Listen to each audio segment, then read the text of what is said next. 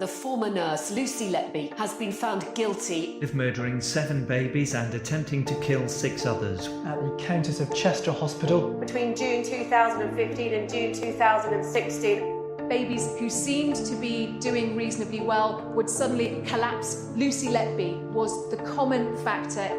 The verdicts make the 33-year-old Britain's most prolific baby killer. This was a podcast about one of the most anticipated criminal trials for years. It's now a podcast about one of the worst serial killers in modern times. At 12:52 p.m. on Friday, August the 18th, 2023, we brought you the news that a neonatal nurse was guilty of killing babies in her care. After a trial lasting for over 10 months and more than 110 hours of painstaking deliberation, the jury decided that Lucy Letby murdered 7 babies at the Countess of Chester Hospital, and she tried to kill 6 more. She was cleared of 2 further charges of attempted murder, and the jury could not reach verdicts on 6 further allegations. I'm Liz Hull, Northern correspondent for the Mail. I've been in court throughout and have reported on the case as it developed. And I'm Caroline Cheetham, a broadcast journalist. Every week we've examined what's happened and brought you the details behind the headlines. This is the trial of Lucy Letby. We were really fortunate that the detectives in this case gave us a lot of their time, and we wanted to bring you more of those interviews.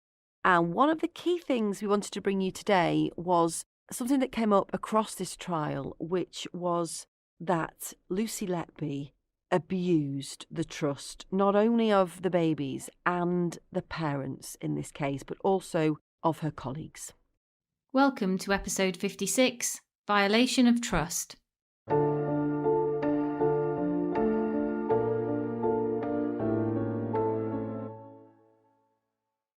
Lucy Letby went under the radar for so long and effectively was a sort of killer in plain sight, if you like, because on the face of it, she was a good, competent nurse.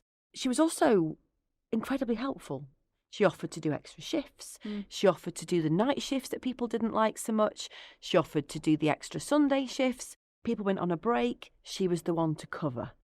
What we now know, of course, is that that was the opportunity that she then took to harm children. And we've talked a lot about the abuse of trust, if you like, of the parents and the babies.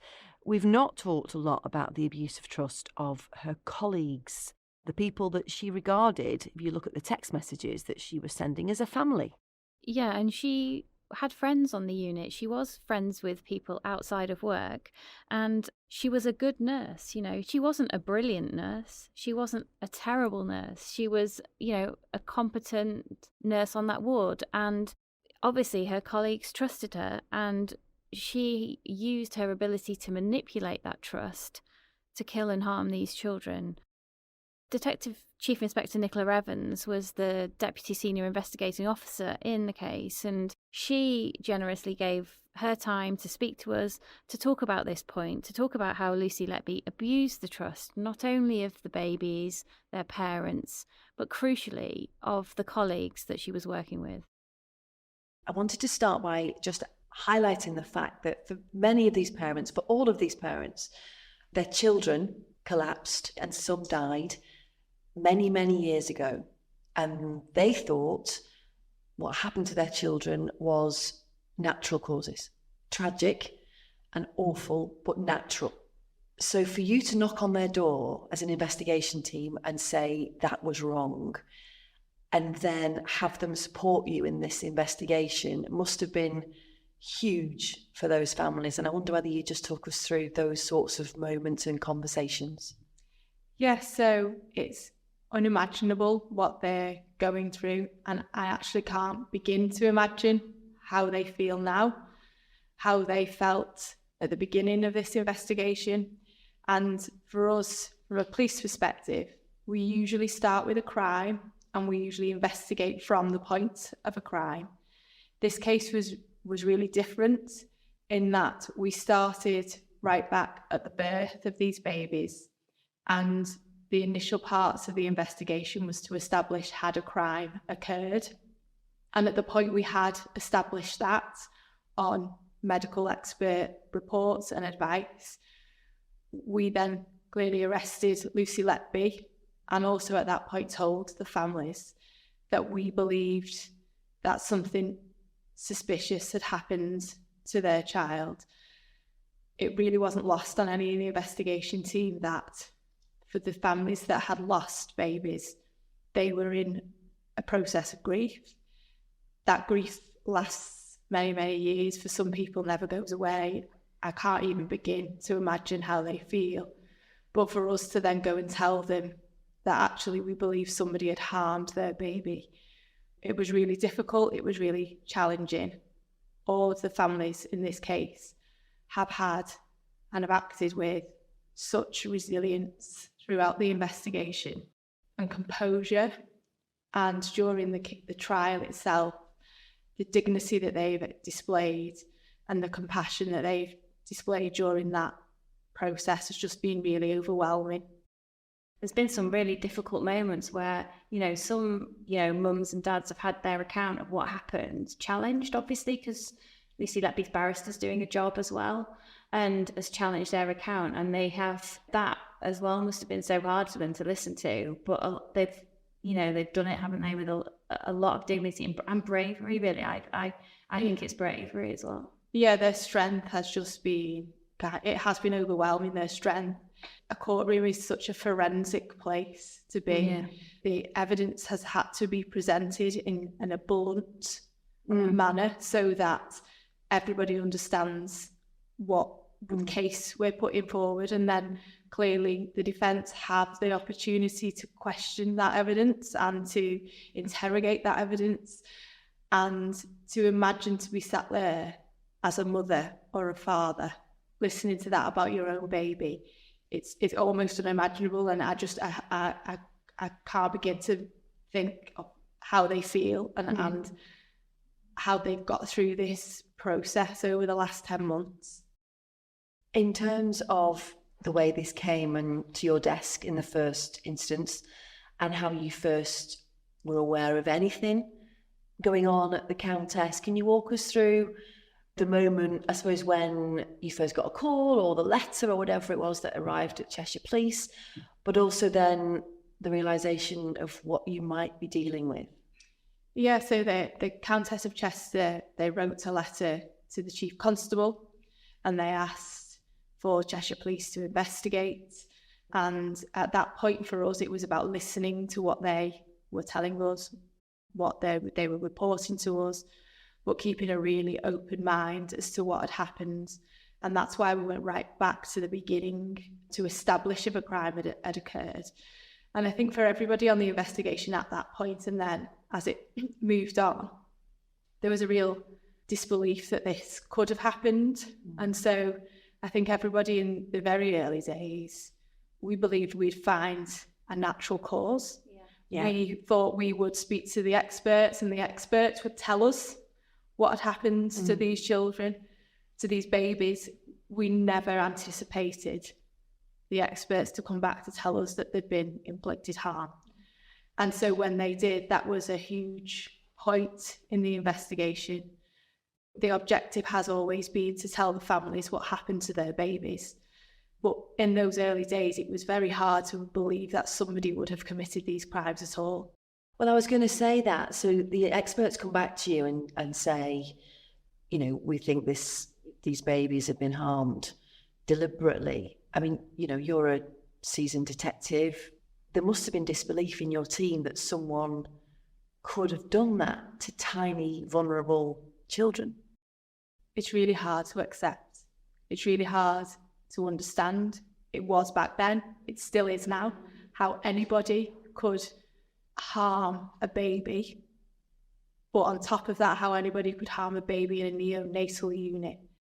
And I think that is something that resonates with us as an investigation team, but also with the doctors and nurses, the people that were on the neonatal unit at the time. And it's almost like the ultimate breach of trust, though, isn't it? Yeah. And there's been a lot of talk about her operating in plain sight, because if I was there with my child in that ward and saw a nurse doing something with a long line that Lucy Letby's supposed to have done, like she's supposed to have done, you would not question what she was doing because you would assume that she was doing the best for your baby. So I think that is really a crucial part of this case, that the breach of trust, really difficult for the families to accept that as well. Yeah, it is. It's huge. Nobody would expect, and I think that's come out in the evidence, in that when these collapses and deaths occurred, nobody was thinking that somebody was harming babies, because why would that enter anybody's rational thoughts at that time, particularly not the parents? You would just never, ever consider that as an option for them. We heard a lot in the trial that you've been in every single day about the 4 consultants in particular. They did raise concerns. They did think the unthinkable. And, nothing happened for a long time. I know the hospital will answer for themselves, but do you wish someone had done something sooner? I don't think there's anybody that's connected to this case that doesn't wish that somebody had done something sooner. Lucy Letby is responsible for her actions, and I'm unable to answer for the Countess of Chester themselves as to what the actions they took. At the point the police were asked to investigate, we received full cooperation from everybody within the hospital. And we've spoken to thousands of witnesses. Hundreds of them have been part of the trial process, and the impact on them and everybody involved is huge. And I think that just goes some way to show people's endeavour to ensure that the families have the answers that they deserve, and that's much wiser than the police. To go back to your question, I don't think there is anybody that doesn't wish that this was raised earlier and that the police weren't involved earlier. And we know that Operation Hummingbird's still, in fact, still ongoing. I'm from Chester. There'll be lots of parents like myself from Chester who will be looking back and thinking of the time that they had their children in the Countess, thinking, can I be sure that, my baby wasn't harmed?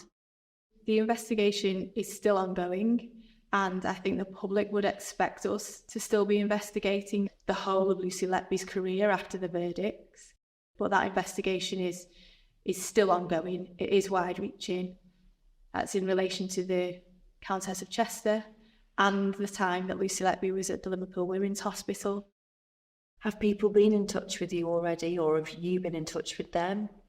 We do have a basis for people to contact us, and people do contact us from the public for those wider investigations. Anybody who is part of that, they are aware of that and are being supported by our team. So I would say if anybody has any concerns to contact us, but if we were concerned about their cases, then they would already know about that. One of the key moments in the trial that really resonated in the last couple of weeks, actually, which goes to your point about the footprint going back to 2011 when she began her career, was the course that she went on, where as part of that course, the dangers of embolus were outlined, and also that she was able at some point to then administer treatment down a long line. I wonder if one of the concerns, I suppose, is that she got better at successfully attacking children. I think we mentioned earlier about her operating in plain sight and her abusing the trust of people around her, and clearly as that has gone on, you would say there is an argument for somebody to become more confident in what they were doing because they weren't being stopped. Whether that's happened here, I can't comment on from the evidence, but clearly our case has always been, and it's been clear throughout the trial, that Lucy Letby was a competent nurse. She knew how to do her job, and the people around her believed in her as a competent nurse, and she used that as a cover for her crimes. So she was trusted to watch children when people went on breaks or to help another colleague, and always helpful to step in when needed, offering to do extra shifts, things like that. And that's certainly what's come out from the witnesses during the trial, that Lucy Letby herself described them as a small family. They were close colleagues, they trusted each other, and they were lots of them friends outside of the unit. And that's been clear from the evidence that we've heard in the trial and from the evidence of Lucy Letby herself. But clearly she has used that trust on an unimaginable level to commit some horrendous crimes. And the impacts of that on those people is also great. And there's not really been any motive offered up apart from, she enjoyed the attention, the drama, maybe she wanted to get the attention of this married doctor that she was close to. Can you put your finger on what her motive was? Why it seems, to an ordinary person, like you said before, it seems absolutely incredible that anyone would be able or capable of doing this. Yeah, I think we've seen all of those motives explored during the trial, and our objective was to tell the families what have happened. One of the things that I don't believe we have been able to do is to tell them why. As a police officer, that's really hard to take. The whole undertaking was to tell them what has happened, and not being able to tell them why it is difficult. And I don't think I couldn't put my finger on what exactly the motive has been, and ultimately only Lucy Letby can answer that. She has had an opportunity during the trial and during her interviews and has continually denied the offences, and it's my view that she will continue to deny them, and so we might never have that answer for the families. When you arrested her, she didn't stay quiet. She gave evidence in the witness box. Do you think she thought she was cleverer than you? Not just the police, everyone. Do you thought that she'd done enough to get away with it? I wonder whether she fully understood the forensic lengths we would go to understand this case, and the level of expert evidence and advice that we would take. I don't know that for sure, but my own opinion is that Lucy Letby didn't necessarily understand the depths that we would go to ensure that we got this right and that we understood what had happened. And therefore, in those interviews, she did provide a lot of evidence that has been used during the trial, and conflicting accounts from her herself that we have ultimately analysed and interrogated against the rest of the case. And that's been really important and impactful for the jury. In terms of her, if you like, we've talked about motive and that she operated in plain sight, that she was competent. People have described her as a bit anonymous, a little bit beige, if you like. What was your view of her?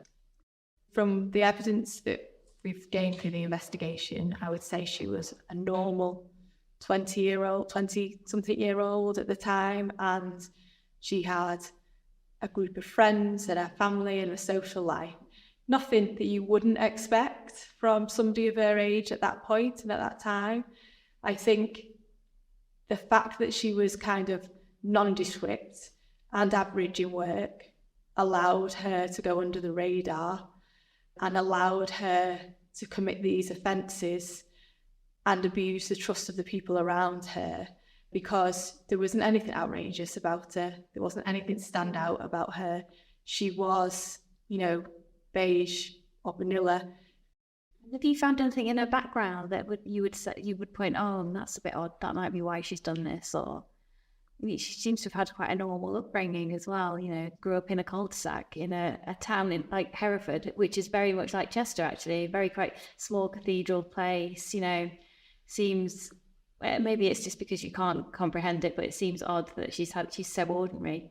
On a human level, everybody tries to kind of figure out why.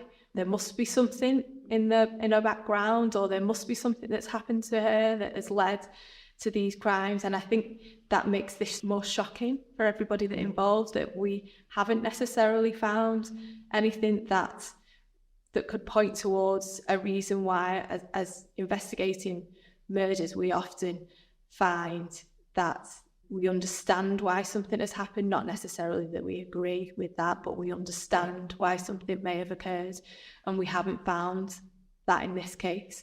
But I'm not sure anything explains these crimes, and I'm not sure there is anything that we could have found that would actually lead me to understand why she's done it, because it is so unimaginable. I wanted to go back to one of your points earlier, that Letby herself described them as a family, if you like, on the doctors and the nurses on this unit were a family. One of the things that was so shocking when we've outlined it on the podcast and when we've heard it in court, and the efforts made by these doctors and nurses to save the lives of these children. Some of these children had 50 minutes of CPR. Some of these children were bleeding. The impact on them and what they have experienced and gone through is huge. Some of the work that they've done during this period has been extraordinary, and they have gone to every length to save these babies. They have cooperated completely with us throughout, and their endeavour to this case, it's staggering as to how they're feeling and how tense they've been during this period, particularly for the nurses. Lucy Letby has violated their trust. She has violated their trust in their unit, in their profession, on a huge, unimaginable scale. And ultimately, that's been laid out for everybody to see. And that must be so difficult to then go back into work every day and still provide that high level of care that they're providing. It's remarkable the impact this has had on people's lives, but also how people have reacted to that. You've talked a lot about the impact on everybody else. You've been in this investigation since the beginning, and I just wonder what the impact has been on you. It's really difficult to talk about us and how this has been for the police, because our whole objective, this whole investigation, has been about providing those answers. It's been an emotional process, and one that I think none of us will ever forget and will always be part of. I don't think any of our team will come out of this trial the same person they were at the beginning. But it really is difficult to answer because it isn't about us.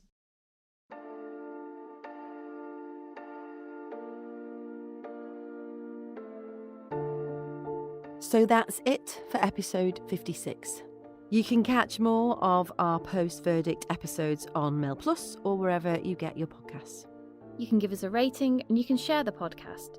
You can also follow me at Liz Hull or send us an email at thetrialoflucyletby@gmail.com. You can also follow us on Twitter at Lucy Letby Trial or follow me at Radio Caroline. See you then.